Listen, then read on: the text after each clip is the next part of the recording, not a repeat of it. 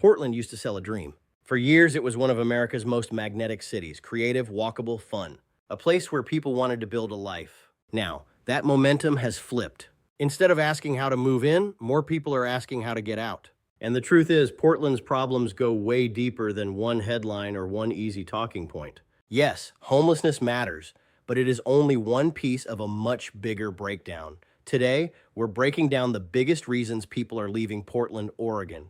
Let's get into it. Number 10, the economy is shifting, but not evenly.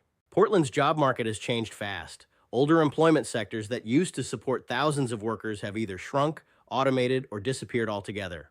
Call centers, support operations, and other mid-level employers once provided steady jobs across the metro. Many of those opportunities are gone or have been dramatically reduced. At the same time, some sectors are expanding. Tech and advanced manufacturing are still creating jobs, but those jobs often require different skills, different training, and a different workforce. That creates a serious gap. For many residents, it is not just about whether jobs exist. It is about whether the jobs that exist are accessible to them. And when major employers close stores, cut operations, or leave high-friction neighborhoods, the result is simple: fewer entry points, fewer paychecks, and more instability. Number 9, the political environment feels exhausting. Portland has become one of the most politically intense cities in the country. For some people, that is energizing. For others, it feels alienating.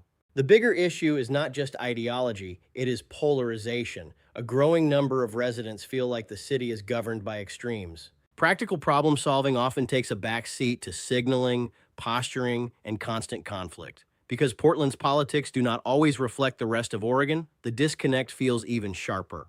When people stop feeling represented, balanced, or heard, many of them eventually leave. Number 8, young adults are no longer staying.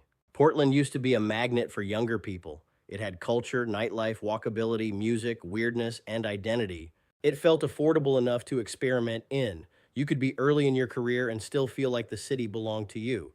That version of Portland has weakened. Today, many younger residents see higher costs, fewer opportunities, safety concerns, and less energy than the city once had. Instead of building a future there, they are looking for cities that feel more open, more affordable, and more stable. When a city starts losing the people who once fueled its identity, that is not a small shift, that is a warning sign. Number 7, too many lower-cost jobs have disappeared. A healthy city needs more than high-end careers. It also needs flexible jobs, stepping stone jobs, restaurant jobs, and retail jobs. That layer of the economy has taken a hit in Portland. Restaurants, bars, and retail have pulled back. When those jobs disappear, it hits younger workers and students the hardest. Even when jobs are available, many people no longer want to work in certain areas because the daily friction feels too high. Commute stress, disorder, and safety concerns can make even a decent job feel like it is not worth it. Number 6, the weather wears people down. Yes, this has always been part of Portland life, but that does not make it easy. Long stretches of gray skies, drizzle, and dark winters can take a real toll. For people who love the Pacific Northwest atmosphere, it is part of the appeal. For others, it slowly becomes a quality of life issue they cannot ignore. Weather alone does not make people leave, but combined with everything else, it can become one more reason not to stay. Number 5, public transit lost public confidence.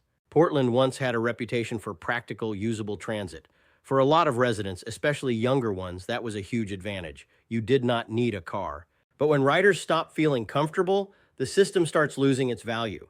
It is not just about schedules or infrastructure. It is about trust. If people feel uneasy riding the train or waiting at stops, they start driving instead.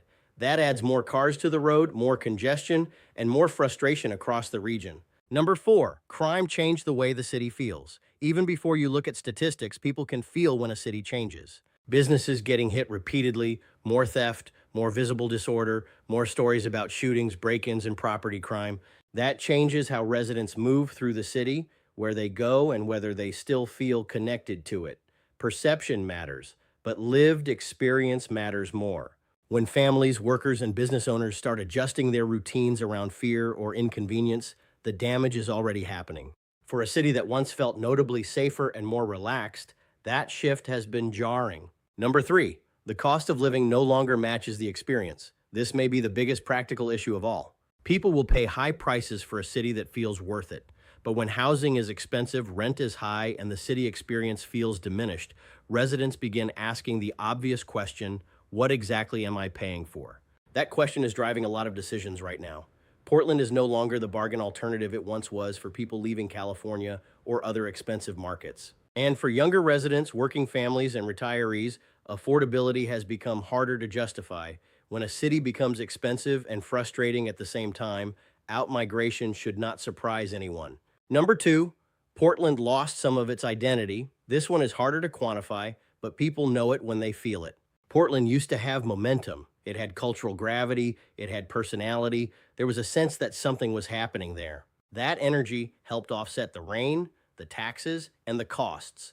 But when that identity starts fading, the city loses one of its biggest advantages. And once a place stops feeling aspirational, the narrative changes fast. People stop moving there for the vibe, then they start leaving because the vibe is gone. Number one, homelessness became impossible to ignore. This is the issue most people see first, and for good reason. The scale, visibility, and long-term impact of homelessness in Portland have changed the way the city functions. It affects public spaces, transportation, and safety perceptions. It has also become the symbol of a broader civic failure. Residents stop asking whether the problem is complicated.